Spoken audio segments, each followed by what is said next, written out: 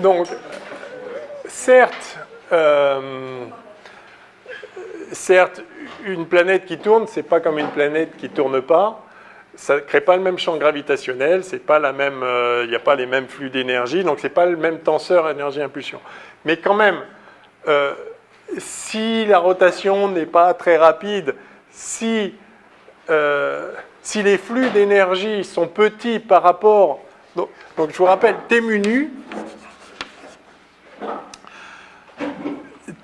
vous vous rappelez, il y a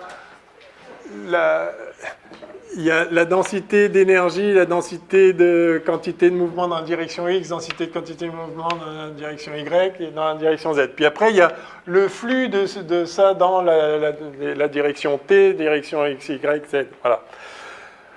Le point clé, pourquoi c'est ça qui domine en 0, 0 là? C'est que le flux de l'énergie, il est colossal dans la direction T, en fait. C'est-à-dire, vous avez un corps de masse M, il a une énergie mc2, on se dit, oui, mais s'il est au repos, il n'y a pas de flux. Si, il y a un flux monstrueux dans la direction T, en fait. D'accord? Un corps qui ne bouge pas, il bouge dans le temps. Okay. Donc, en fait, c'est ça qui domine dès lors que vous n'avez pas des flux d'énergie spatiaux, c'est-à-dire dans des directions spatiales, qui deviennent comparables au flux d'énergie dans la direction temporelle à la vitesse c, quoi, grosso modo. Enfin, dans le référentiel propre des particules. Donc, alors, pour revenir à votre question, certes, un corps qui tourne sur lui-même n'est pas à symétrie sphérique. Il y a un axe privilégié, il n'y a pas l'espace-temps autour, il ne peut pas être, enfin l'espace, même la partie spatiale, ne peut pas être isotrope, il y a un axe privilégié. Donc effectivement, votre question c'était, ok, c'est très bien, on est dans le vide à symétrie sphérique, est-ce que ça se rencontre dans la nature? En pratique, non. Mais alors d'abord, il y a le vide loin de toute masse, c'est-à-dire l'espace-temps de Minkowski, ça marche. Vous remarquez que d'ailleurs, si RS vaut 0, ce qui est une possibilité, on a vu RS c'est une constante d'intégration, enfin, quel que soit RS, ceci vérifie les équations d'Einstein. Donc RS vaut 0, ça marche, et c'est Minkowski. Donc, très bien. Maintenant,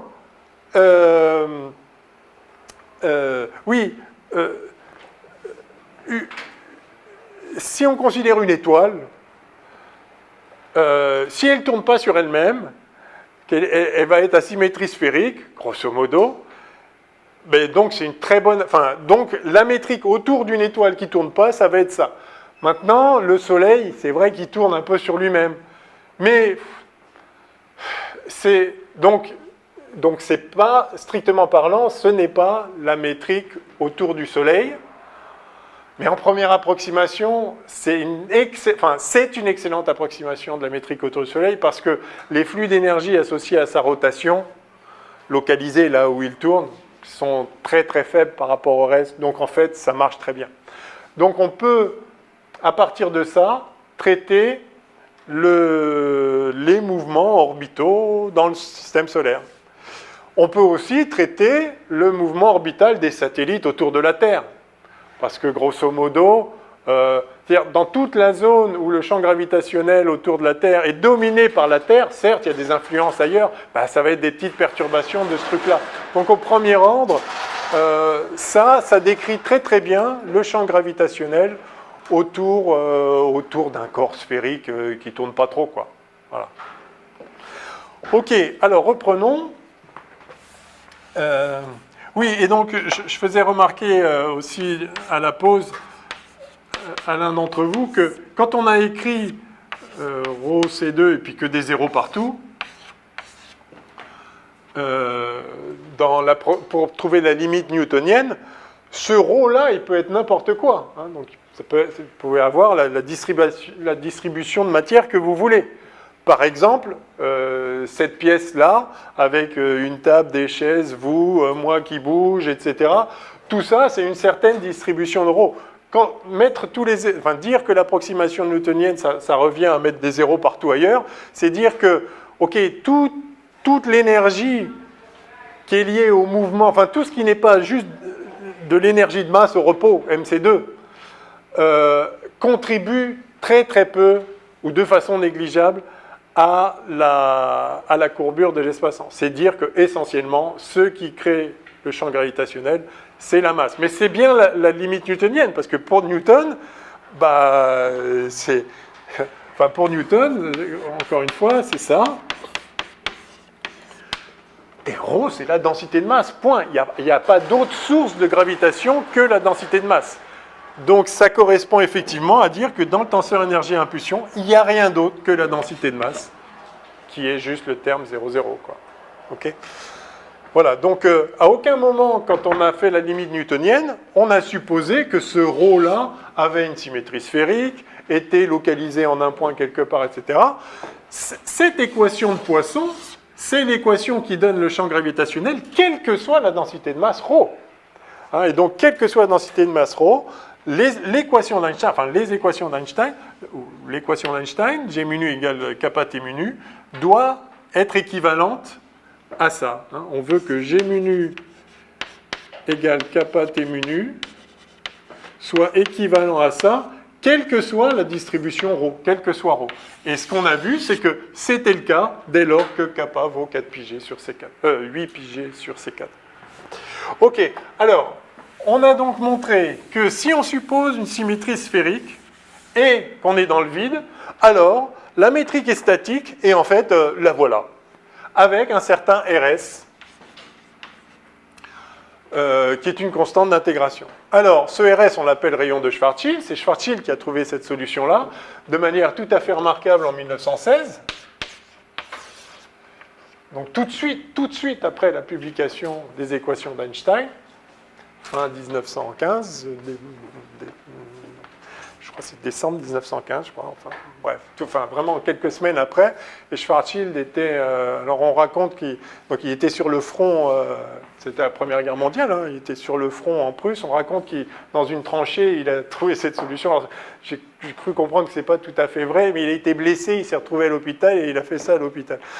C'est quand même un peu impressionnant. Donc voilà la métrique de Schwarzschild. Bravo.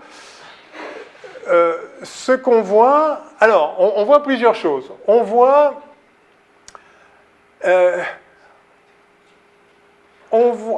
une chose que j'ai déjà dite, c'est que si RS égale 0, c'est Minkowski. Ok, très bien. On voit aussi une autre chose importante, c'est ce qu'on a... On dit que cet espace-temps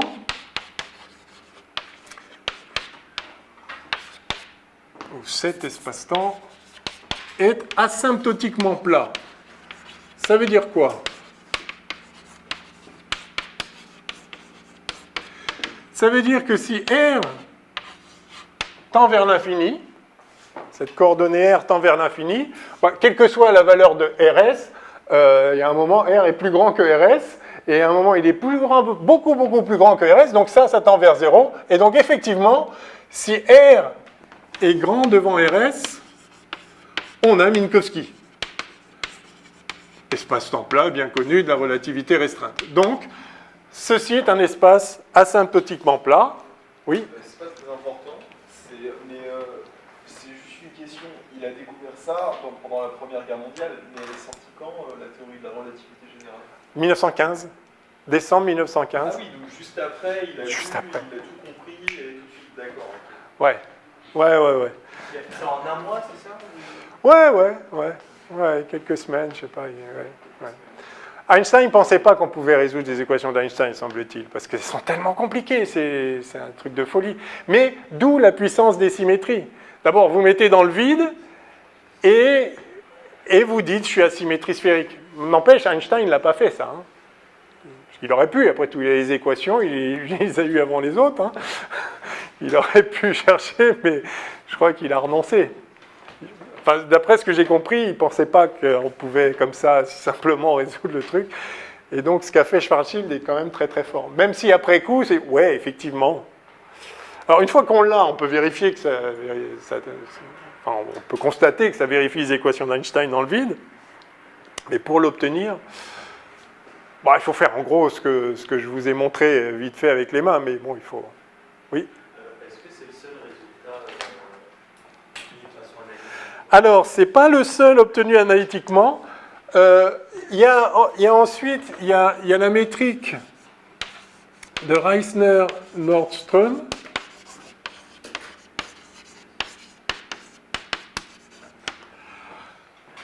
Ça, c'est un... Alors, donc ça, on dit que c'est la métrique du trou noir, enfin, c'est la métrique de n'importe quoi sphérique, d'accord? Donc pas forcément un trou noir, hein, c'est la métrique autour du Soleil, par exemple, ou autour de la Terre, enfin, en première approximation. Ça, c'est la métrique du trou noir, donc trou noir ou pas trou noir, ça dépend... enfin, je pourrais vous l'écrire, mais ça, c'est le trou noir chargé. Donc, en fait... Et il y a une généralisation du théorème de Birkhoff qui dit que c'est la seule solution pour une métrique à symétrie sphérique, une solution et avec une charge électrique Q, donc masse M et charge Q, si vous voulez, enfin, masse, l'équivalent d'une masse, on va voir où sort la masse ici. Mais, donc symétrie sphérique. Et donc, c'est la seule solution qui vérifie les équations d'Einstein, gravitationnelles, et l'équation de Maxwell. C'est-à-dire, donc là, on n'est pas dans le vide. Ce qu'on écrit, c'est G mu nu égale donc 8πg sur C4, T mu nu, non pas égale 0, mais le T mu nu des équations, enfin, du champ électromagnétique, à symétrie sphérique, tout de même. D'accord, hein, donc qui s'obtient un quart de F mu nu, d'accord, enfin F mu alpha, F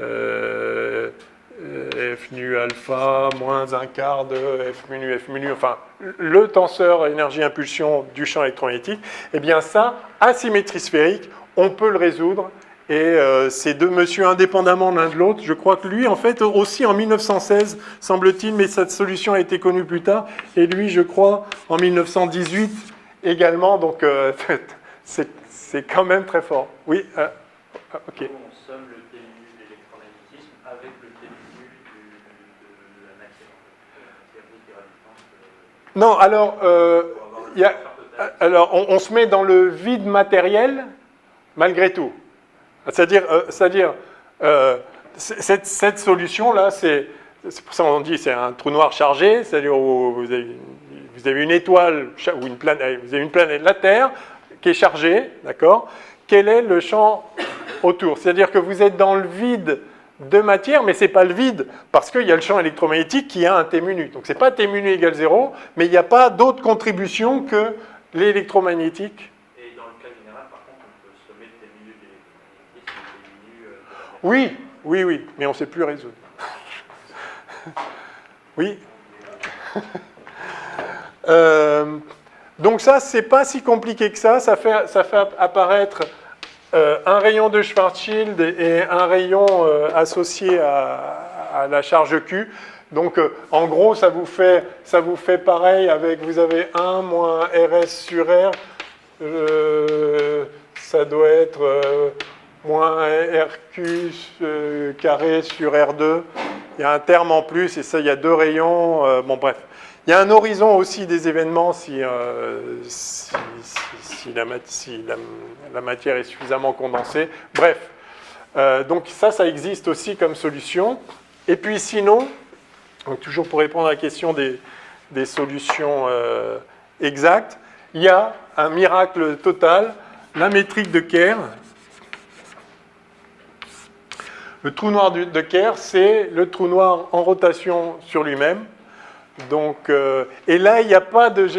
Alors, c'est infiniment plus compliqué. Autant ça, d'ailleurs, vous voyez, ça a pris quelques années, peut-être 1 ou 2 ans en plus, et encore, pour passer là, parce que vous gardez la symétrie sphérique, et ça simplifie énormément de choses, quoi, hein, grosso modo. Enfin, vous avez vu un peu comment j'ai procédé. Enfin, c'est pas moi qui ai procédé, comment Schwarzschild ou les autres ont procédé. Enfin, vous voyez comment on peut le faire.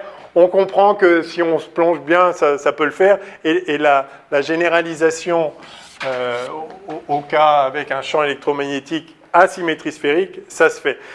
Dès que vous faites tourner vous avez une symétrie axisymétrique, enfin un axe de symétrie, mais vous n'avez plus la symétrie sphérique. Et là, ça devient l'enfer. Si je vous écris la métrique de Kerr, vous allez voir tout de suite que c'est pas du tout du même acabit, quoi. C'est pas, on n'est pas, enfin, on rigole plus du tout là. Et le fait que et Kerr a trouvé cette solution par des moyens sans la chercher vraiment directement. Enfin, ça a été très compliqué. D'ailleurs, ça, je crois que c'est 1963. 68, 63, c'est dans les années 60. Donc ça vous montre aussi un peu que c'est pas j'ai les équations, ok, je travaille un peu et je les résous. Non. Ça, c'est regardé par la plupart des gens comme un truc complètement miraculeux qu'on ait pu trouver cette solution. En fait, je vous dis, parce qu'ils travaillaient sur certains types de coordonnées particulières. Enfin, c'est un mathématicien néo-zélandais, figurez-vous, qui est toujours vivant. Ce qui n'est pas le cas évidemment de Nordström, Reisner, ni Schwarzschild, qui est mort peu de temps après, en fait, d'ailleurs. Hein. Je me demande si c'est pas la tuberculose ou un truc, il est mort, malheureusement. Juste après, ça y est. Ah, il a fini d'écrire ça. Voilà, bon, qu'est-ce qu'on disait? Ok, donc cet espace-temps est asymptotiquement plat. Très bien. Et alors, on peut aussi, donc, quand R est grand devant RS, c'est Minkowski, donc ok. Ah oui, je ne vous ai pas dit aussi, bien évidemment, alors là, on a T entre moins l'infini et plus l'infini. On a envie de dire que R, c'est entre 0 et plus l'infini, que θ, allez, je vais mettre comme ça, est entre 0 et pi, et que phi est entre 0 et 2pi. On a envie de dire ça, mais vous voyez quand R égale RS,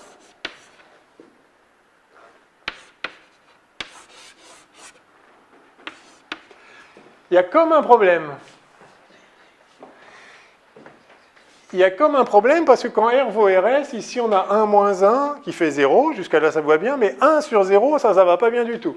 Et par ailleurs, ici aussi, 0, ça veut dire que la métrique devient dégénérée. Même s'il n'y avait pas cette divergence-là, on aurait ici une dégénérescence, puisque la métrique doit être inversible, elle l'est plus s'il y a 0 ici. D'accord ? Donc il y a un double problème en R égale RS, une divergence ici et une dégénérescence là, en quelque sorte. Mais, rappelez-vous, ceci est une métrique écrite dans une certaine carte, la carte TR θ phi, c'est peut-être une divergence de la carte. C'est-à-dire, je prends le plan euclidien du tableau par exemple, je peux très facilement fabriquer une carte qui va m'appeler. Voilà, je prends un petit bout. Je prends un petit bout de ce tableau, et puis je peux très facilement trouver une carte où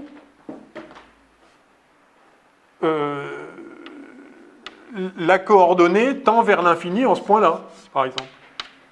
D'accord ? Je sais pas, vous prenez, je sais pas, R θ, coordonnées polaires, et puis au lieu de θ, vous faites non, je vais faire une autre carte, je vais faire R tangente θ, tiens.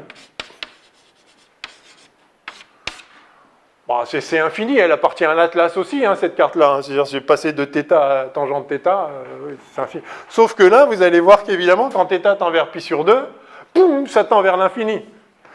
Donc vous allez dire, oulala, on sort de la carte, enfin, c'est comme si l'univers s'arrête, le plan s'arrête à θ égale pi sur 2. Non, non, pas du tout, c'est juste qu'on a pris des coordonnées où il y a un truc qui diverge, bon bah ok, on prend une autre carte et puis on va pouvoir traiter l'ensemble du plan euclidien. Donc, c'est pas parce que la métrique, dans une certaine carte, c'est-à-dire avec un certain choix de coordonnées, a un comportement bizarre pour certaines valeurs, qu'il y a un problème dans l'espace-temps à cet endroit-là. Et de fait, il n'y a absolument aucun problème dans l'espace-temps à cet endroit-là. Très rapidement, les gens ont trouvé des coordonnées pour lesquelles, en fait, il n'y a aucune... il n'y a pas de divergence en R égale RS. Donc on peut faire un changement de carte, changement de système de coordonnées, où il ne se passe rien ici. Donc il n'y a pas de divergence particulière en réalité. Enfin, je pourrais vous montrer ça plus en détail. Donc ça, c'est la première chose. Il y a un problème en R égale RS avec cette carte, mais c'est un problème de la carte. Après, il y a un autre problème, évidemment, en R égale 0. C'est pareil. Ça diverge. Et là, pour le coup, ça, c'est un vrai problème. Vous ne pouvez pas trouver une carte qui va vous aplanir tout ça, où vous allez pouvoir traiter la région qui correspondrait à R égale 0 de façon non singulière. C'est une vraie singularité. La façon de voir qu'il est impossible de trouver un changement de carte qui rende la chose sympathique autour de cette... au point... vers où converge cette région, cette carte quand R tend vers 0 ici, c'est que vous pouvez calculer une grandeur qui ne dépend pas de la carte, donc une grandeur tensorielle, ou en l'occurrence vous pouvez calculer un scalaire de Kretschmer par exemple, qui est un scalaire de courbure. Vous prenez la courbure de Riemann, et puis... IJKL, et puis vous faites vous baissez l'indice là par la métrique, et puis vous faites la contraction comme ça, voilà. Donc ça c'est un scalaire, hein, c'est un tenseur, c'est la quadruple contraction là, du tenseur de Riemann, le tenseur de courbure, et vous voyez que ce truc-là tend vers l'infini quand R tend vers 0. Donc il y a vraiment la courbure qui tend vers l'infini, donc il y a une vraie singularité, et puisque c'est une grandeur intrinsèque, qui ne dépend pas du système de coordonnées, d'accord ? Ce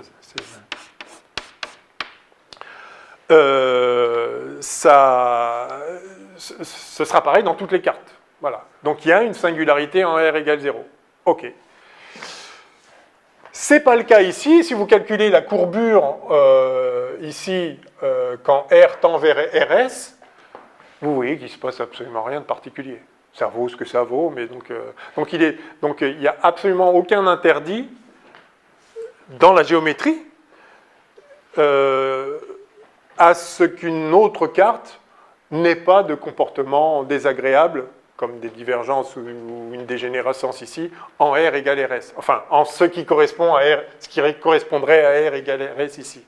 Okay ? Donc ça, c'est une chose importante. Très bien. OK, alors, quel est le rapport entre RS et... parce que vous savez tous que ça, c'est aussi la métrique d'un trou noir. Quel est le rapport entre RS et la masse ce qu'on appelle la masse du trou noir? En fait, trou noir ou pas trou noir, ceci est donc une métrique qui décrit, qui à l'infini tend vers Minkowski, c'est-à-dire en gros, c'est... il n'y a plus de champ de gravitation, mais quand R n'est pas l'infini, il y a quand même une courbure qui est ce qu'elle est, et donc ça décrit un champ gravitationnel. Alors, on peut regarder quel est ce champ gravitationnel quand R, ce que Newton appellerait un champ gravitationnel, quand R est grand devant RS. C'est très simple.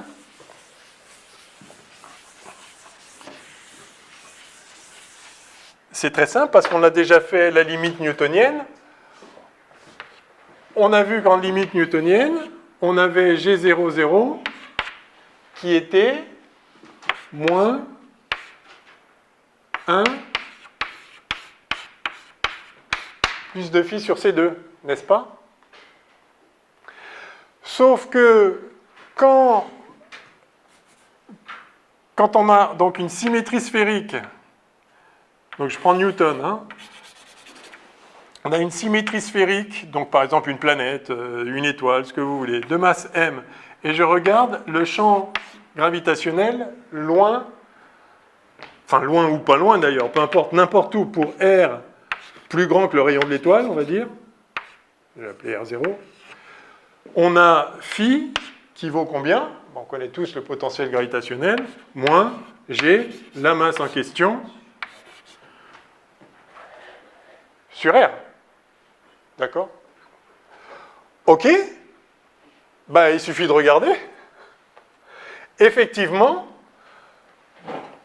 la métrique de Schwarzschild tend vers une métrique, enfin, pardon, pas tant, la métrique de Schwarzschild s'écrit comme ça, si phi égale RS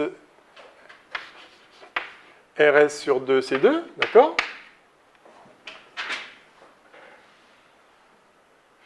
Oui, d'accord? Oui? Monsieur, d'où sort RS à la base? C'est une constante... C'est la constante, on a vu, c'est une constante d'intégration quand on résout les équations d'Einstein, voilà. Enfin, quand on impose que les équations d'Einstein sont zéro, on obtient ça, et donc, quel que soit RS, ceci est solution des équations d'Einstein. Donc, c'est la solution la plus générale des équations d'Einstein à symétrie sphérique dans le vide. Il y a un certain RS. Simplement, une fois qu'on a un certain RS, pour un RS donné, si vous voulez, manifestement, le champ s'écrit avec un G0, 0 comme ça, et ce qu'on sait, c'est que un champ G0, 0 comme ça, enfin, une métrique avec G0, 0 qui vaut ça, ça correspond à la limite newtonienne à un champ gravitationnel créé... Pardon.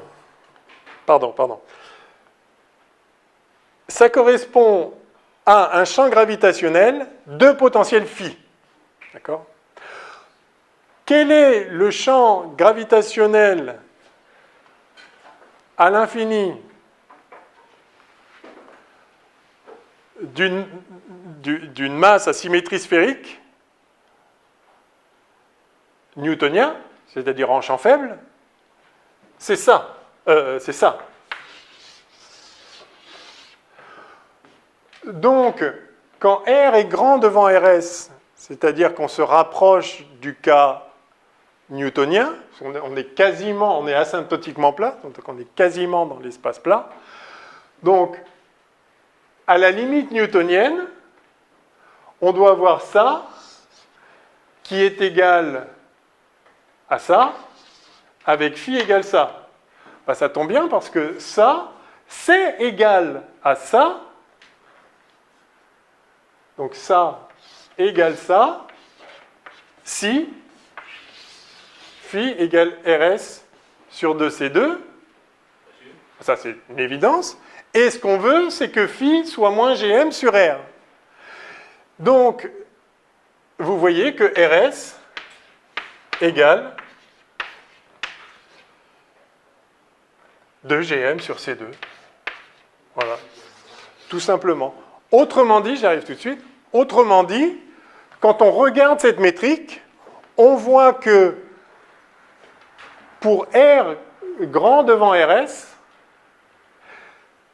ça correspond au même champ, ça correspond au champ gravitationnel que Newton attribuerait à une masse grand M telle que RS égale 2GM sur C2.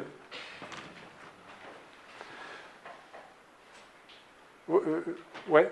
Est-ce qu'on aurait pu le retrouver en considérant que, vu que là on étudie le comportement asymptote, on aurait pu dire que G00 c'est bêta 00 plus un H qui correspondrait à RS sur... Oui. Ouais, ça c'est le H00 de tout à l'heure. Et du coup, bah, ce terme-là, on l'avait déterminé tout à l'heure avec ça. Oui, là je me sers du truc de tout à l'heure. Oui, là j'ai invoqué tout à l'heure, on a vu que quand on peut décrire la gravitation à la Newton, donc dans la limite newtonienne, on sait que le potentiel gravitationnel, donc de Newton, est relié à G00 comme ça. Quand on peut décrire la gravitation à la Newton.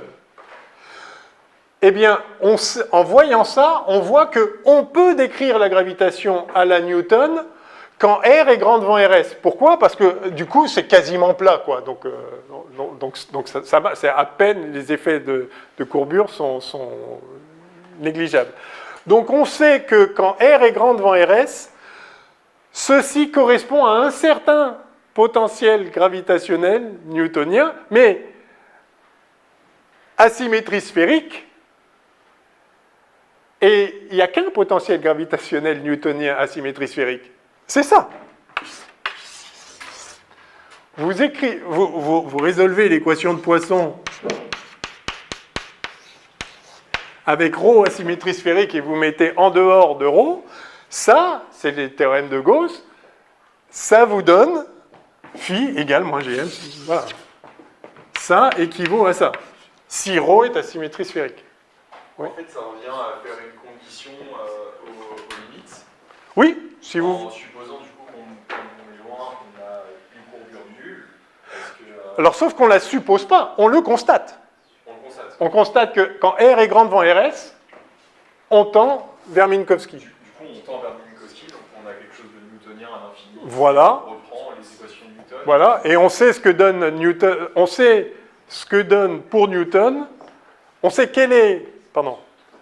Oui, on sait quel est le potentiel gravitationnel pour Newton quand on est sphérique en dehors de la masse, donc dans le vide. C'est ça. Et donc il faut que ce champ-là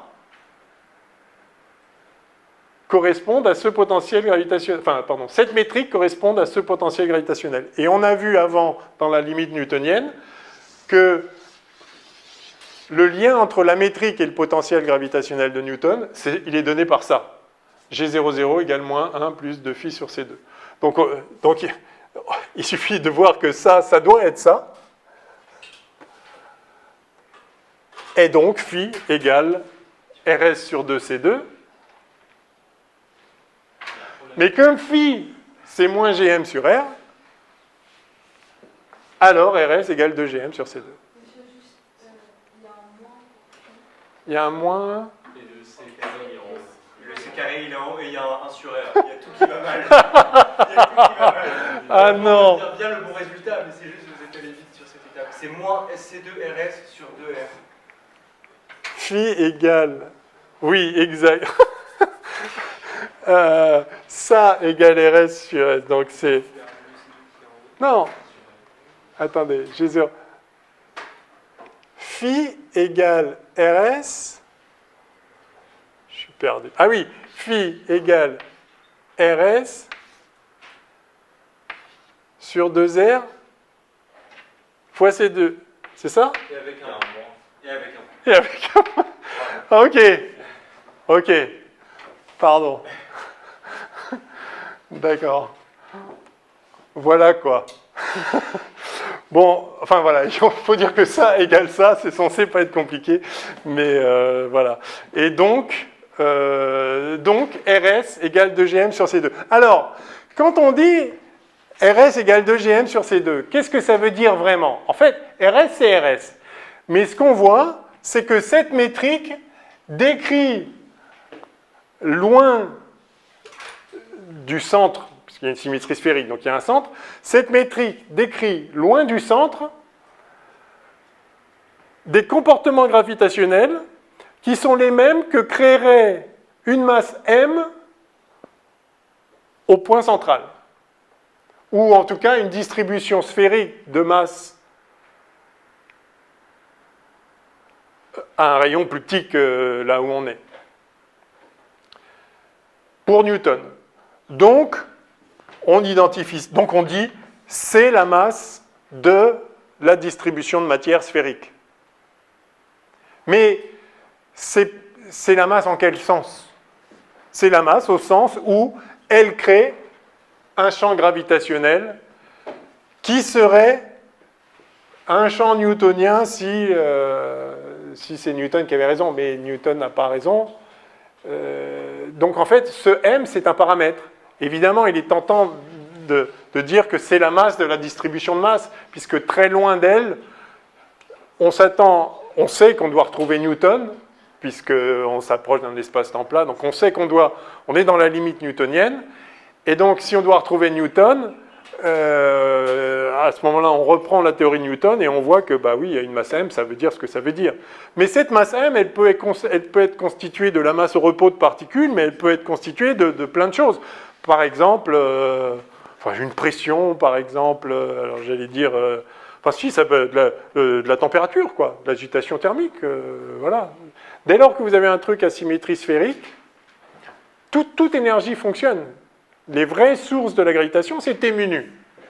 Donc ça peut être n'importe comment. Mais du coup, on appelle ça la masse de la distribution de matière. D'accord. Alors, ok. Autre remarque sur cette métrique.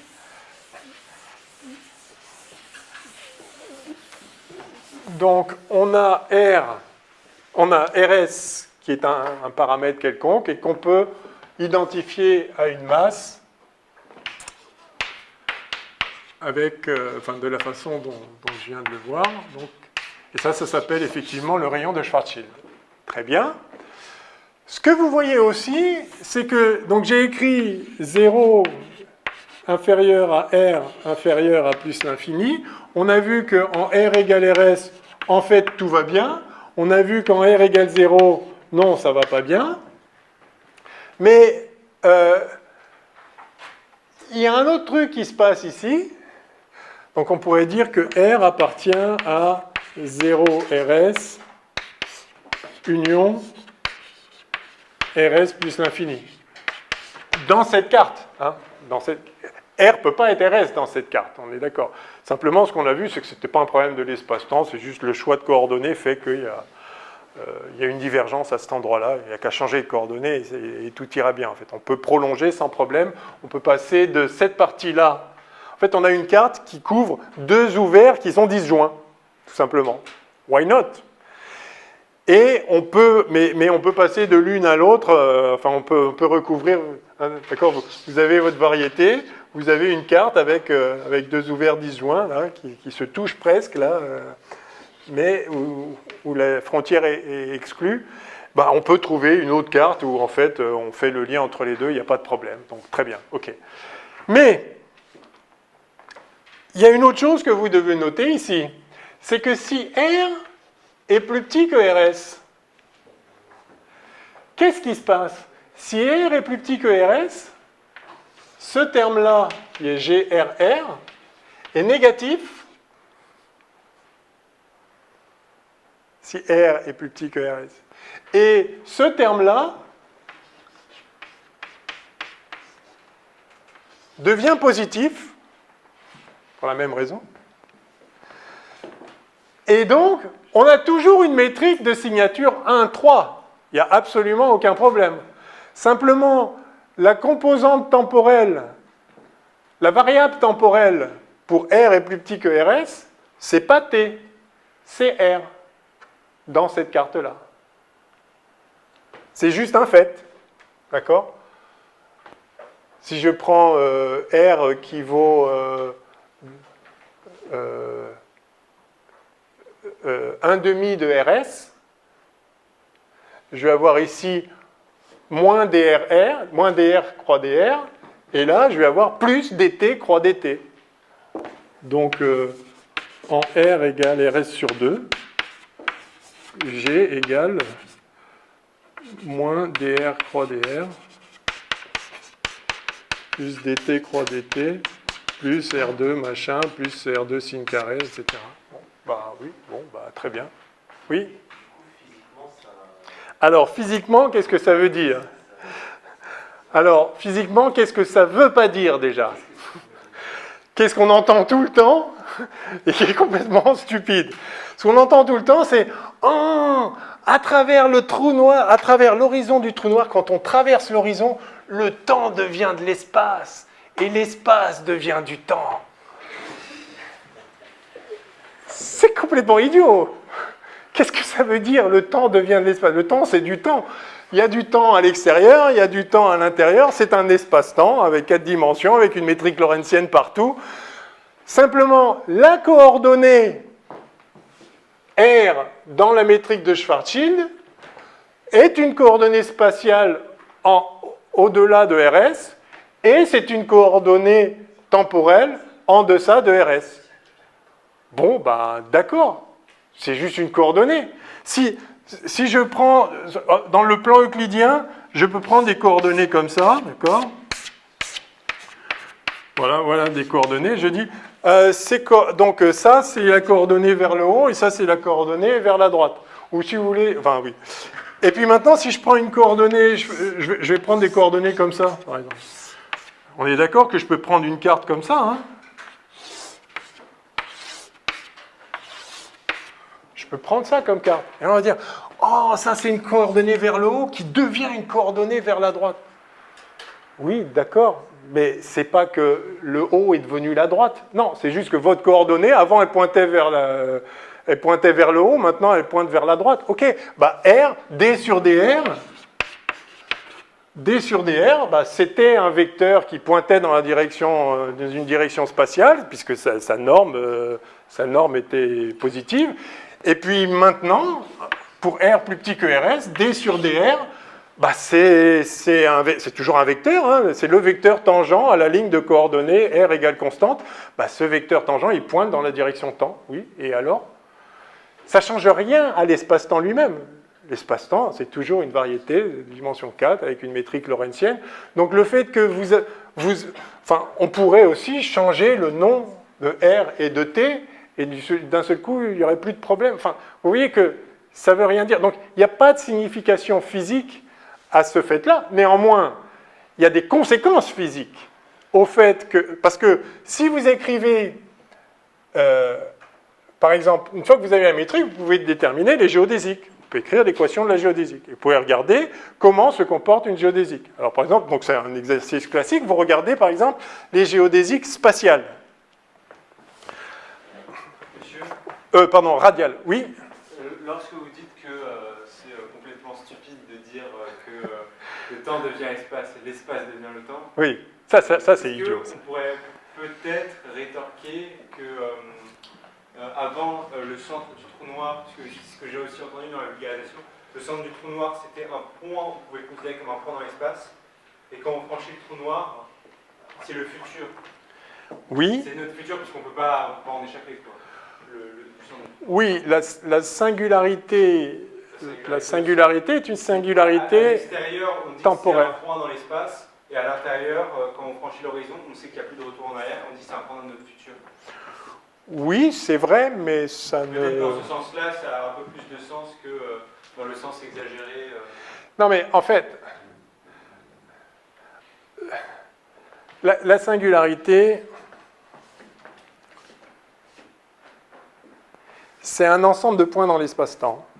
D'accord? La singularité, c'est un point dans l'espace-temps qui, dans cette carte-là, correspond à R tend vers 0.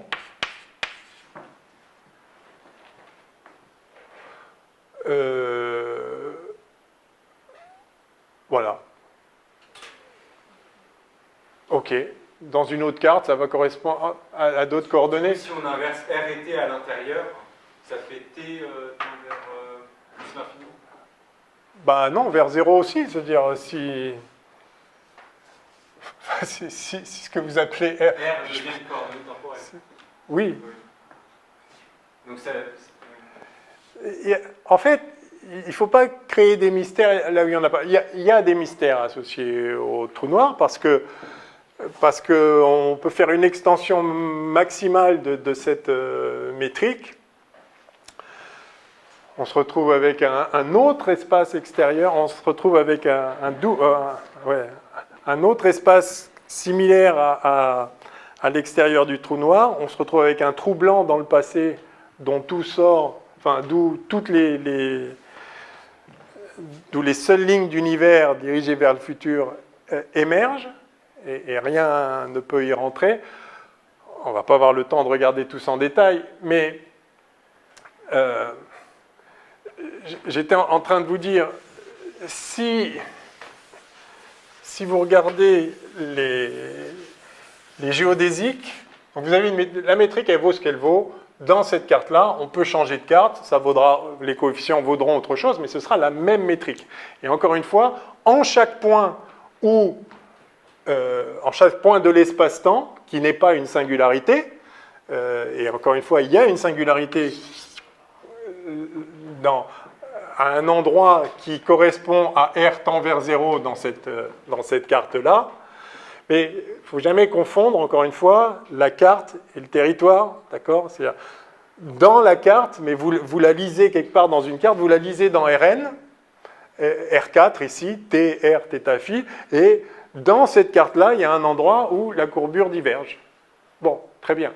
Dans la réalité physique, ce à quoi correspond cet endroit-là, il n'existe pas en fait, c'est une singularité. Donc c'est pas décrit par la théorie d'Einstein. Mais jusqu'à son voisinage, oui. Oui. Moi, c'est juste toujours par rapport aux conséquences, si R est inférieur au chiffre, est-ce qu'on a un changement du type d'intervalle entre les événements ou pas? Il n'y a pas d'intervalle entre les événements. Ça, c'est une notion d'espace plat. Vous ne pouvez pas prendre deux événements et dire c'est quoi l'intervalle entre les deux. Vous pouvez... Qu'est-ce que vous appelez l'intervalle, en fait? Le truc, c'est quoi? Ce sera en relativité restreinte, plutôt le ds carré. Eh oui, mais vous ne pouvez pas prendre deux points et... On va parler de temps propre, du coup? Comme la longueur de la géodésique? Oui, si vous avez une géodésique... si vous avez une géodésique qui relie deux points, oui, vous pouvez...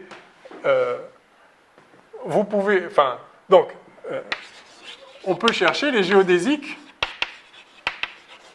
de la métrique de Schwarzschild.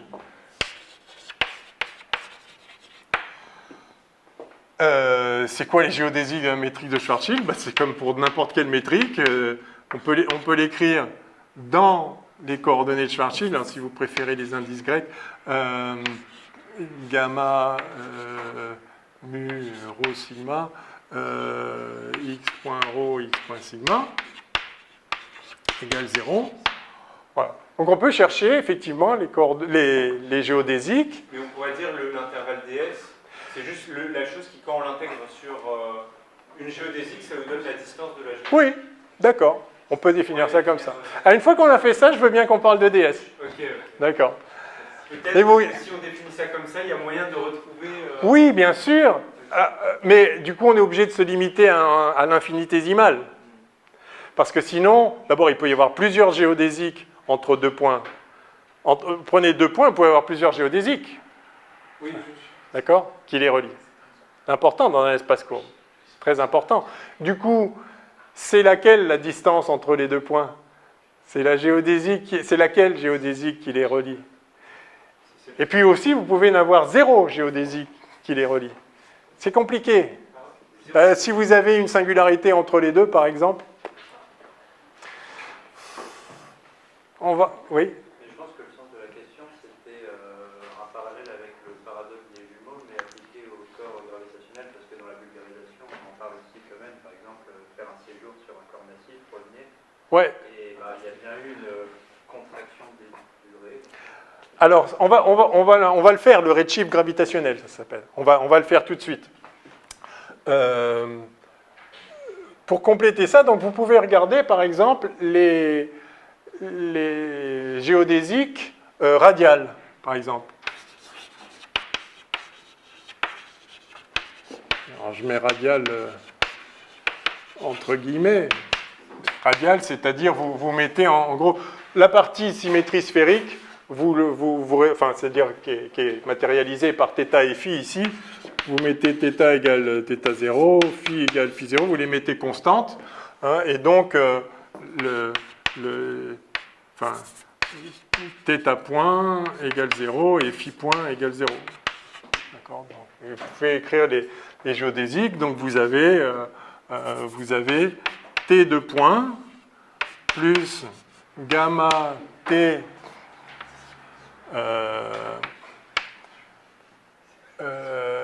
gamma t t point carré plus gamma t tr r point t point plus la même chose, donc plus 2 fois ça. Et puis c'est tout, puisque les t, θ, enfin oui, le gamma θ, θ, ce serait... Voilà. Vous pouvez écrire les géodésiques, mais vous pouvez aussi écrire, enfin, vous avez r de point plus machin égale 0. Vous avez aussi θ de point plus machin égale 0, et puis phi de point plus machin égale 0. Vous avez la métrique, vous avez tous les coefficients de la métrique, comment ils dépendent tous de la position, etc. Vous pouvez calculer les gammas, et vous écrivez les équations des géodésiques, et vous pouvez résoudre les équations géodésiques. Quand vous faites ça, par exemple, pour des géodésiques spatiales, vous allez voir que si vous représentez R, T, donc, attention, c'est pas les géodésiques, enfin, c'est la représentation dans une carte RT des géodésiques du vrai monde, de l'espace-temps. Alors, vous avez effectivement un truc bizarre en RS, et ce que vous voyez, c'est que vous allez avoir un truc, si vous le tracez, vous allez voir que vous avez les géodésiques qui font, ça va faire un machin comme ça. Voilà, les géodésiques qui correspondent, vous partez d'un certain R, et puis vous êtes en chute libre, d'accord? Géodésique, c'est mouvement libre, d'accord? Vous les laissez chuter à partir d'un certain R, dans ce champ gravitationnel. Alors, vous avez un truc, vous voyez que R tend vers RS, enfin quand R tend vers RS, T tend vers l'infini. Ok, mais T, c'est juste une coordonnée. Donc c'est comme, voilà, si c'était... enfin, j'ai pris tout à l'heure l'exemple, si vous avez un angle qui tend vers pi sur 2, si vous représentez tangente de cet angle-là, ça tend vers l'infini. Bon, ok, d'accord, mais il ne se passe rien dans le vrai monde. Dans la carte, il y a un truc qui diverge. Et après, vous pouvez voir qu'il y a aussi des géodésiques qui reviennent de l'infini, comme ça, ici. Et en fait, le changement de coordonnées qui permet de voir qu'en fait, il ne se passe rien de spécial en RS, consiste en quelque sorte à appliquer une transformation. Donc il faut... Enfin, c'est comme si c'était une tangente, il faudrait prendre arc tangente, et puis du coup, ça vous fait dédiverger le truc qui divergeait. Donc il y a un moyen de corriger, enfin de faire un changement de variable ici, qui fait que plus vous vous rapprochez de là, plus ça vous tire le truc vers le bas. Là. Donc ça vous les ramène, et finalement vous apercevez que la géodésique, dans ces nouvelles coordonnées, elle fait ça. Alors c'est pas défini ici parce que la carte couvre pas ce point-là, puis ça continue comme ça. Et quand vous voyez une géodésique comme ça, vous dites ouais, en fait c'est juste que la carte de départ, elle divergeait en RS, mais dans les nouvelles coordonnées, vous la complétez comme ça, et vous avez juste une coordonnée comme ça qui tend et qui arrive à 0 ici. Alors maintenant, si on regarde le temps propre qui s'écoule, justement, là, vous intégrez la longueur de la trajectoire dans l'espace-temps, donc la longueur de la courbe. Là, le temps t tend vers l'infini, quand vous approchez de RS, mais le temps propre, il ne tend pas vers l'infini. C'est-à-dire, encore une fois, vous avez une coordonnée qui diverge, ok, la coordonnée diverge. Ça n'a aucune incidence sur ce que vous vivez, d'accord? Donc, si vous regardez le temps propre le long de cette géodésique, vous allez voir que pour passer de là à RS, enfin pour arriver à RS, ça vous prend un temps fini. Et puis après, ça vous prend aussi un temps fini pour revenir de l'infini ici, revenir de l'infini dans cette carte. et finir en R égale 0. Si vous regardez le temps que ça prend, vous allez voir que ça vous prend un temps fini pour aller sur la singularité. Donc, vraiment, c'est très important de ne pas confondre, de comprendre qu'il ne faut pas confondre les coordonnées avec lesquelles on décrit ce qui se passe et ce qui se passe. Est-ce que sur la courbe blanche comme ça, si on décide, je ne sais pas si on a le droit de faire ça, mais est-ce qu'on a le droit de passer par exemple une sorte de type pour indiquer qu'on a traversé une durée de temps propre et Ouais. lorsqu'on est sur la Oui. courbe orange, du coup, on projette ces points-là et donc les pics se rapprochent. Oui, là, ça diverge. Alors, est-ce que quand on s'approche de RS, du coup, ces tics-là, quand on les projette sur la courbe orange, ils se rapprochent et du coup, le temps propre... sur la courbe orange, en fait, ça va être c'est toujours... du coup, enfin, après, si on prend des coordonnées telles que ce truc-là est une ligne droite comme ça, dans ces coordonnées-là, vous allez avoir des tics et cuits répartis dans cette représentation-là. Et vous allez donc arriver ici en un temps fini. Ça prend un certain temps d'y arriver. Alors, il y a tellement de choses à dire. On n'a pas encore fait les applications, mais il y a quand même une remarque qui s'impose.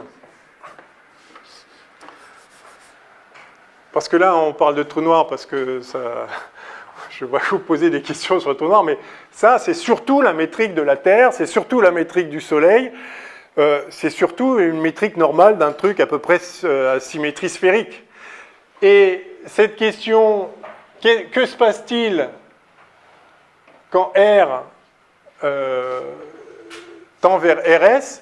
Cette question, elle ne se pose jamais dans la vie de tous les jours, parce que si vous calculez RS pour la Terre,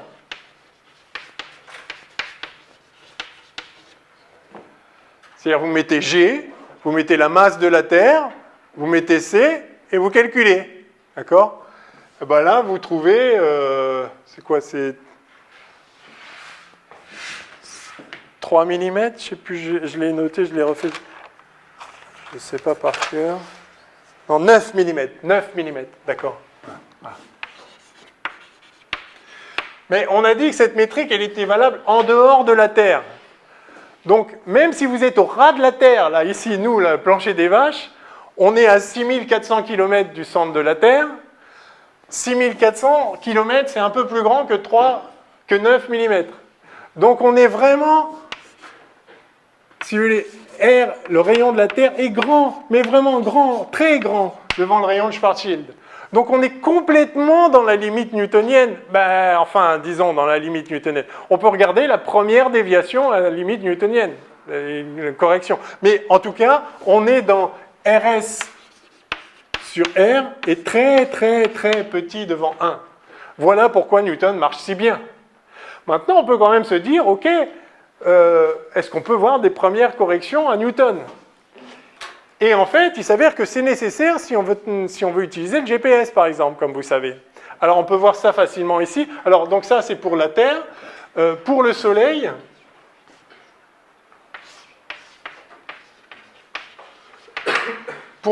donc pareil, G vaut la même chose, C vaut la même chose, mais la masse du Soleil, c'est 300 000 fois la masse de la Terre. Et on trouve que vous voyez, hein, le rayon de Schwarzschild, il est proportionnel à la masse. Donc pour le Soleil, c'est 3 km. Bon, sauf que le rayon du Soleil, c'est 700 000 km. Donc il y a de la marge. En fait, si vous regardez, j'avais dû mettre ça ailleurs, si vous regardez l'intensité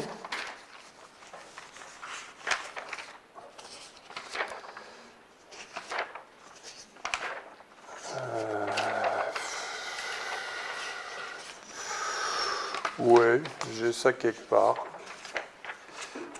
Mais alors, où?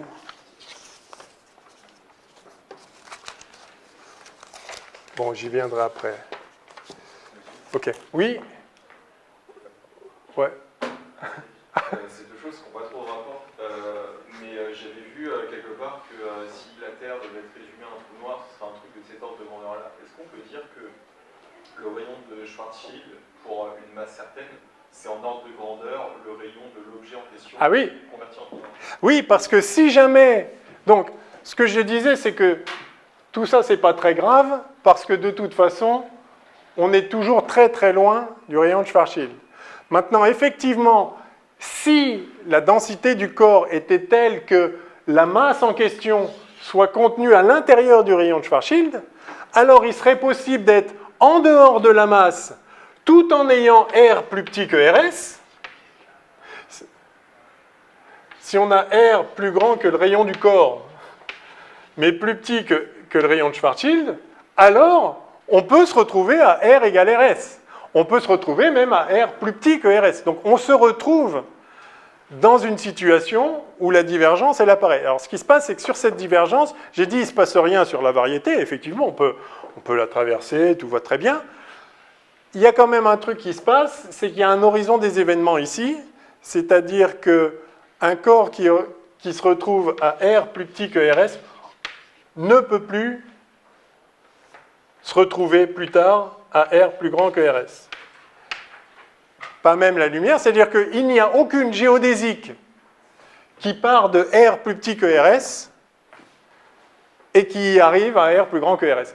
Toutes les géodésiques qui partent de R plus petit que RS finissent en R égale 0 au bout d'un temps fini. Donc, OK.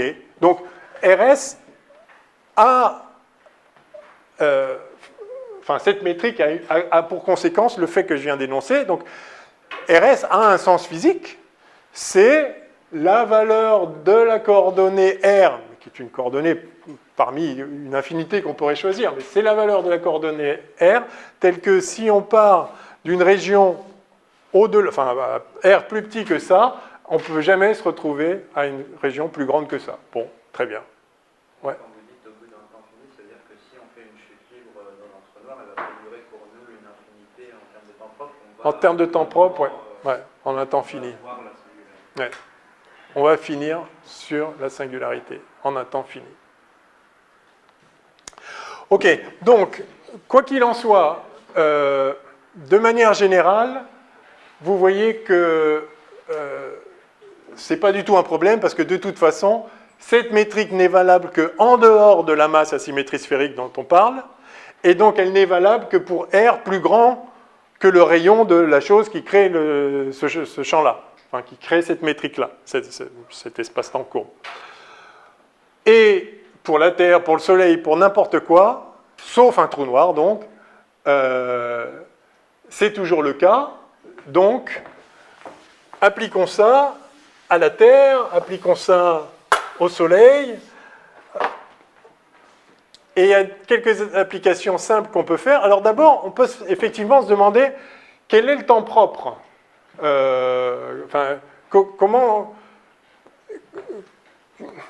Comment s'écrit le temps propre? Donc, je prends une géodésique. Donc, soit une géodésique.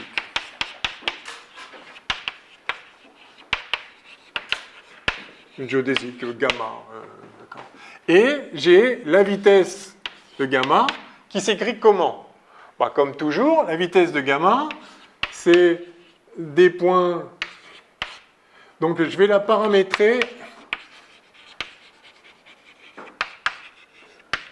Alors, paramétré par un certain paramètre lambda, mais par définition, le paramètre qui paramétrise la géodésique d'un corps massif, c'est le temps propre.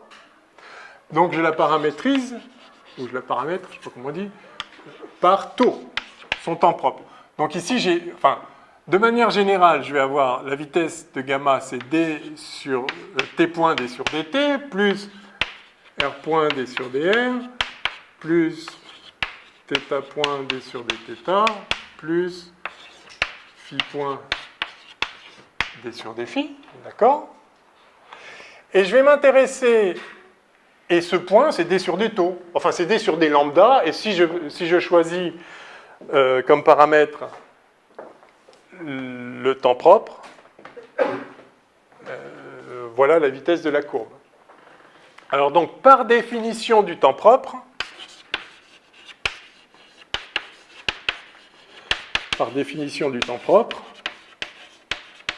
j'ai de V gamma qui vaut moins C2. D'accord?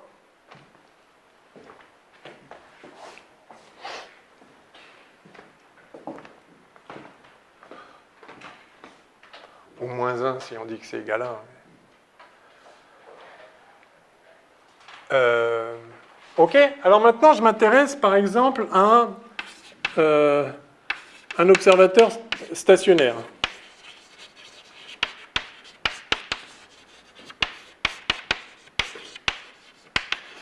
Alors stationnaire, on ne peut pas être stationnaire dans le temps, c'est-à-dire ce que j'appelle stationnaire, c'est stationnaire dans la carte de Schwarzschild, c'est-à-dire ces coordonnées de Schwarzschild ne changent pas, sauf le temps évidemment. Donc, dans la carte de Schwarzschild. Autrement dit, il est en un certain petit r égale grand R, θ égale θ0, phi égale phi0.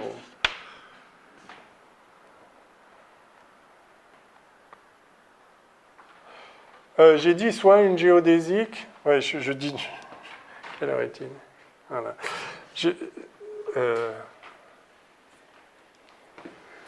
Pardon, soit une ligne d'univers. Je ferai après les géodésiques, pour l'instant, je fais un truc complètement général. Soit une ligne d'univers, voilà la vitesse dans la ligne d'univers. Maintenant, je dis, par définition du temps propre, cette vitesse vaut ça si je la paramétrise, enfin, si la ligne d'univers est paramétrée par son temps propre. Bon, très bien. Maintenant, je m'intéresse, donc ça c'est complètement général, j'ai rien dit pour l'instant, d'accord. J'ai juste utilisé le temps propre comme paramètre. Ok. Maintenant, je m'intéresse à un observateur stationnaire, donc qui a ça. Notez bien que cet observateur stationnaire ne suit pas une géodésique. Sa ligne d'univers n'est pas une géodésique. D'accord ? Je suis ici sur Terre, à un certain θ, phi, enfin une certaine latitude, longitude, à une certaine altitude par rapport au centre de la Terre. Je suis en dehors de la distribution de masse, donc ma métrique c'est bien celle-là, il n'y a pas de problème, ma métrique c'est ça. Et évidemment, je ne suis pas en train de suivre une géodésique. Parce qu'une géodésique, ça veut dire que je suis en chute libre. Je ne suis pas en chute libre. Il y a le sol qui m'empêche d'être en chute libre. D'accord ? Donc en fait, je suis sans arrêt accéléré. Je suis accéléré vers le haut. C'est ça qui fait que j'ai l'impression qu'il y a un champ gravitationnel qui me tire vers le bas. D'accord ? C'est le principe d'équivalence. Donc cet observateur-là ne suit pas une géodésique. D'accord ? Mais voilà comment s'écrit sa vitesse. Et dans la mesure où R égale, enfin, que tout ça est constant, bah, ça vaut 0, ça vaut 0, ça vaut 0. Donc sa vitesse, c'est simplement t point d sur dt. D'accord ? Donc sa vitesse, V gamma, égale t point, c'est-à-dire dt sur d taux, d sur dt. OK ? Et ce que je sais, c'est que, puisque j'ai paramétré par le temps propre, je sais que G de V gamma, ça doit être moins C2. Or, que vaut G de V gamma, c'est-à-dire la norme au carré de V gamma, si vous voulez, eh bien, c'est ça, donc c'est moins 1 moins RS sur petit r, mais petit r c'est grand R ici, j'appelle grand R,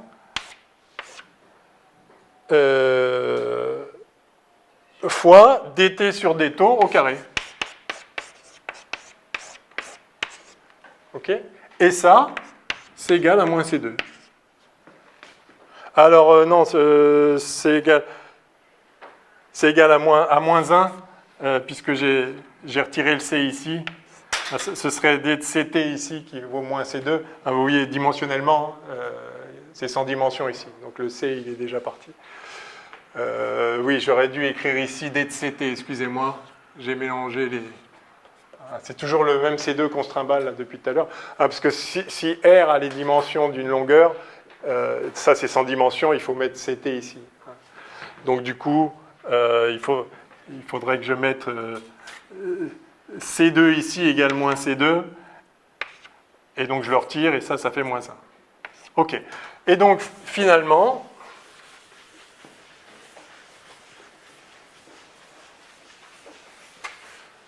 je vois que dt sur dτ au carré égale 1. Donc dt sur dτ égale 1 sur rs sur r puissance moins 1,5. Voilà, bon, bah, très bien. Et alors là, encore une chose à ne pas dire. Ah, mais alors, le temps propre s'écoule pas de la même façon suivant à quelle aire on est, à quelle distance on est du trou noir. Enfin, du trou noir, du rayon de Schwarzschild.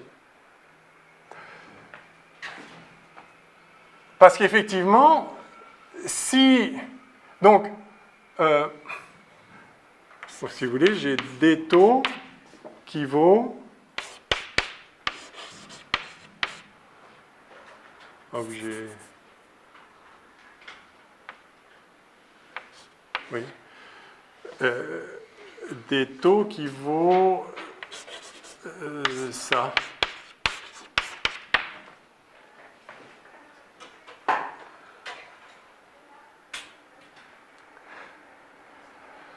Autrement dit, d'accord, hein, c'est juste, donc j'ai écrit ce qu'il en est. Ça, c'est le temps propre d'un observateur stationnaire au rayon R. Et ce que je vois, c'est que entre deux points qui ont lieu, entre deux événements qui ont lieu à ce rayon-là, entre deux événements repérés par les coordonnées T, T1, R, θ0, Φ0, et T2, R, θ0, Φ0, entre ces deux événements, qui sont des événements qui appartiennent à la ligne d'univers de mon observateur stationnaire à cette position-là, entre ces deux événements, manifestement la coordonnée t a varié de delta t égale t2 moins t1, mais cette coordonnée t, elle elle correspond à rien, c'est juste, c'est OK, c'est les deux coordonnées. Les deux événements, ils sont bien définis par leurs coordonnées. Et donc, dans ce choix de coordonnées, la différence entre les deux premières coordonnées, ça vaut t2 moins t1. OK. Mais comme j'ai deux événements bien déterminés qui appartiennent à la ligne d'univers d'un observateur, je peux me demander, OK, combien de temps s'est-il écoulé pour cet observateur entre ces deux événements de sa ligne d'univers? Ben, c'est très simple, c'est la longueur, enfin c'est l'intégrale du dτ, c'est la longueur d'espace-temps de cette trajectoire, et en l'occurrence, comme pour lui, il n'y a que le temps propre qui s'écoule, c'est l'intervalle de temps propre, donc c'est le delta tau. Le delta tau, eh bien, il vaut 1 moins rs sur r puissance 1,5 fois ce delta t. Oui. Est-ce que c'est une coïncidence si les termes là devant le delta t ressemblent beaucoup au facteur de Lorentz en relativité restreinte? Oui. Ah, localement, vous pouvez. Ouais. Localement, vous pouvez le traiter comme ça, si vous voulez. Oui. Mais. Enfin, il n'y a pas un V2 sur ces deux-là. Non, non. Enfin, non. Vous pouvez toujours vous mettre par rapport au référentiel en chute libre, dans lequel, du coup, il n'y a pas de gravitation, et donc la métrique est minkowskienne. Vous pouvez, du coup, passer de ce système de coordonnées, cette carte particulière, la carte en chute libre, à celle-là, par une transformation de Lorentz locale, et à ce moment-là, vous pouvez retrouver le truc, mais c'est pas une bonne façon de concevoir les choses. Enfin, disons, c'est pas utile et ça induit de la confusion. Oui. Du coup, pour revenir sur l'effet de contraction des durées sur le corps massif, pour un autre observateur qui est asymptotique, lui, du coup, son delta tau, c'est son delta t. Alors, on peut les comparer. Alors, ouais, la chose à pas dire, c'est dire, pendant que pour un observateur à l'infini, il s'écoule delta t, parce que c'est vrai que pour un observateur à l'infini, t c'est le temps propre. D'accord? Parce que si R est grand devant RS, et il suffit qu'on soit à la surface de la Terre par rapport au centre de la Terre, on est déjà très très grand. Donc, pour un observateur loin, disons à l'infini, t c'est le temps propre. Ok. Mais t à l'infini, c'est le temps propre de quelqu'un à l'infini. Mais pour quelqu'un à l'infini, t au ras du trou noir, c'est le temps propre de personne, ni de lui, ni de personne. T, c'est pas un temps propre. T, c'est une coordonnée. Pour celui qui est au point R stationnaire, encore une fois, il n'est pas en train de... c'est pas une géodésique, mais soit, pour celui qui est là, T se déduit du temps propre, ou le temps propre se déduit de T par cette relation-là. C'est-à-dire que pour une seconde de temps propre de celui qui se trouve à la distance R, au rayon R,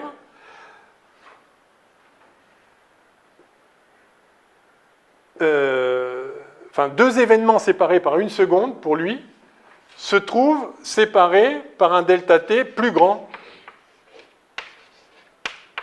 que delta tau. D'autant plus grand que R est proche de RS.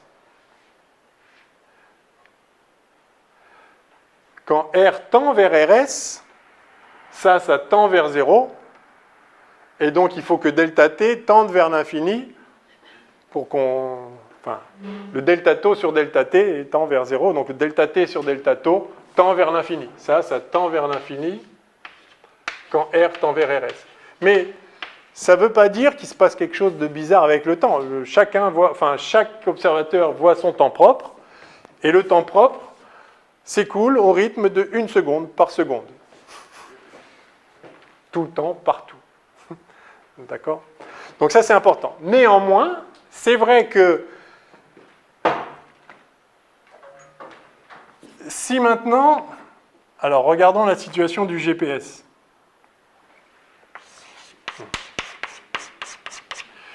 Voici la Terre, je suis à la surface de la Terre, et je reçois des signaux de satellites qui sont à un certain rayon R. Moi, je suis au rayon R1, le satellite est au rayon R2. Alors, ce n'est pas tout à fait la même situation, puisque le satellite, lui, il est en chute libre. Lui, il suit une géodésique, il n'est pas stationnaire. D'accord, il est en train de tourner, il a son θ ou son phi qui varie. Mais si on fait le calcul comme ça, lui, il est programmé pour envoyer des tics toutes les secondes, ou toutes les nanosecondes. Enfin, il envoie... Lui, il mesure son temps, et il envoie des bips, mettons, toutes les secondes. Je vais supposer qu'il est stationnaire. Donc, il envoie des bips à l'instant 0, puis à l'instant t plus delta t, puis donc à tous les instants tn égale n fois delta t.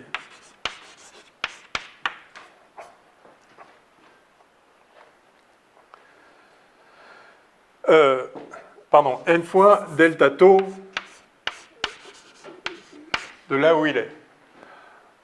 Donc si, mettons qu'il est stationnaire, il se débrouille, il a une fusée qui l'empêche de tomber, il est stationnaire ici, et il envoie des bips en R2, θ0, φ0, tous les delta tau de son temps propre à lui. Donc tous les delta tau, c'est-à-dire il les envoie tous les tous les delta t, enfin, aux instants tn égale n delta t de delta taux de R2, c'est-à-dire n facteur de 1 moins Rs sur R puissance 1,5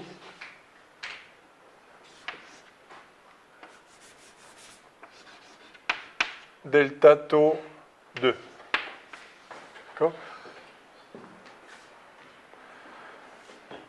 Quand il s'est écoulé delta taux, en fait, la coordonnée t a augmenté de ça.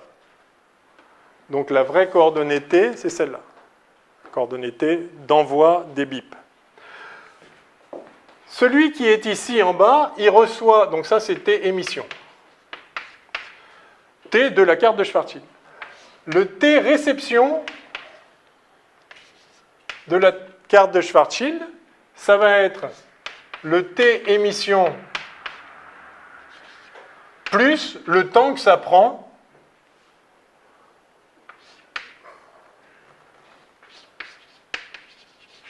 de passer de là-haut à ici.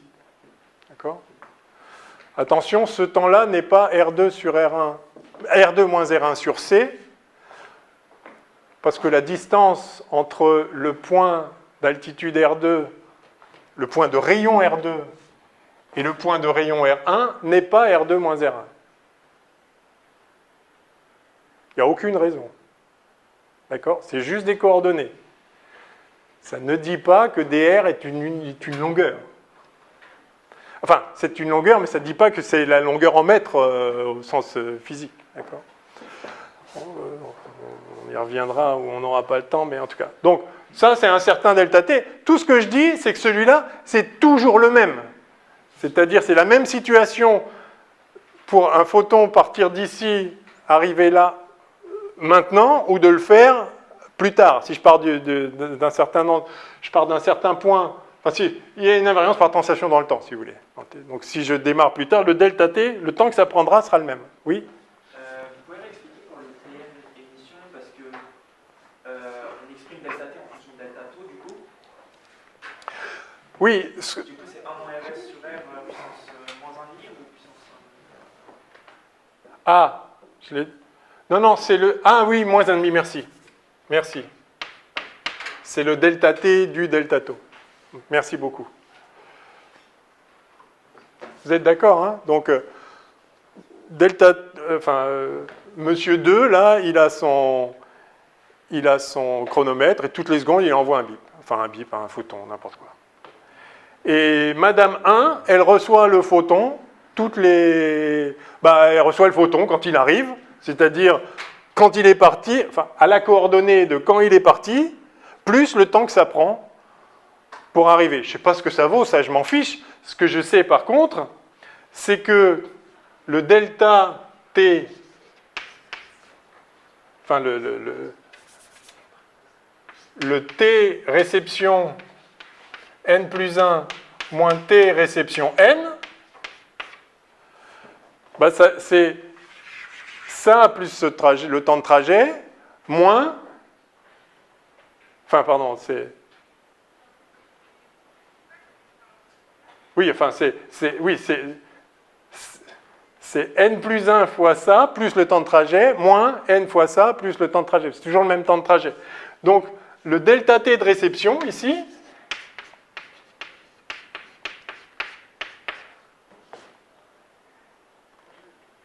c'est ça. Et donc, c'est ça. J'aurais dû mettre R2 ici. OK ?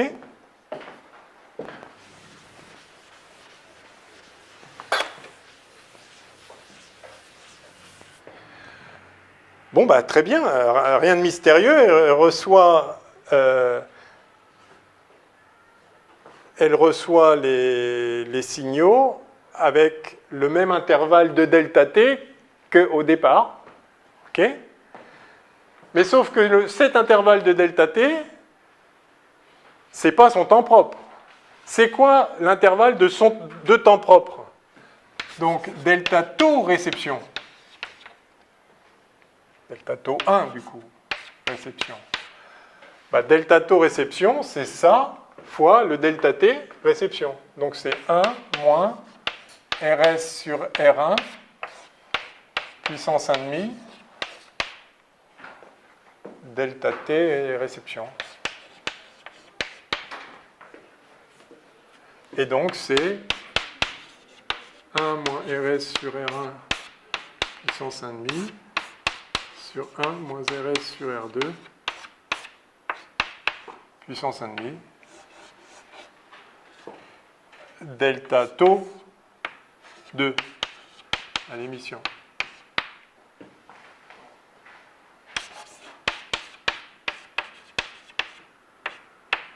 Bon, ben voilà. Si R2 est plus grand que R1, si R2 est plus grand que R1,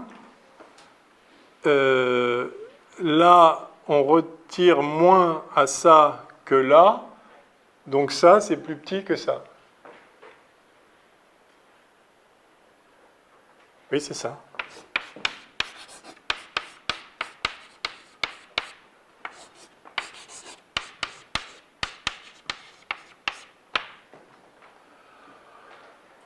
De combien?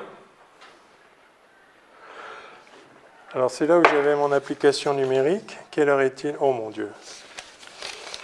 Il reste 1 heure, c'est ça? Pas dans l'autre sens. Oh bah ouais, mais là, c'est pas possible. Voilà. Alors, si vous prenez la masse de la Terre,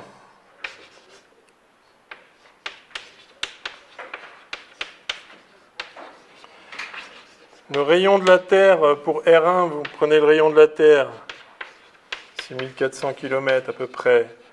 Pour RB, pour R2, vous prenez l'orbite géostationnaire. Allez, 42 000 km. Kilogrammes, n'importe quoi, kilomètres. Et G qui vaut ce qu'il vaut, là, 6.6, 10.11 unités internationales. Vous obtenez que delta T2 sur delta taux 2 sur delta taux 1, c'est à peu près 1, hein, mais il y a un petit écart de 6, 10, moins 10. Autrement dit, toutes les secondes, vous perdez 0,6 nanosecondes. Enfin, ça bat. Enfin, oui. Si là-haut, il envoie toutes les secondes, vous les recevez toutes les secondes moins 0,6 nanosecondes. C'est pas énorme, hein? Alors, en réalité, là, je vous ai dit, le calcul, on l'a fait pour 2 observateurs stationnaires. En réalité, le satellite géostationnaire, il a son propre mouvement, donc c'est un peu différent. Bon, c'est pas compliqué à faire, hein, il suffit de le calculer, mais on trouve plutôt 1 nanoseconde pleine au lieu de 0,6. C'est à peu près 1 nanoseconde d'écart toutes les secondes.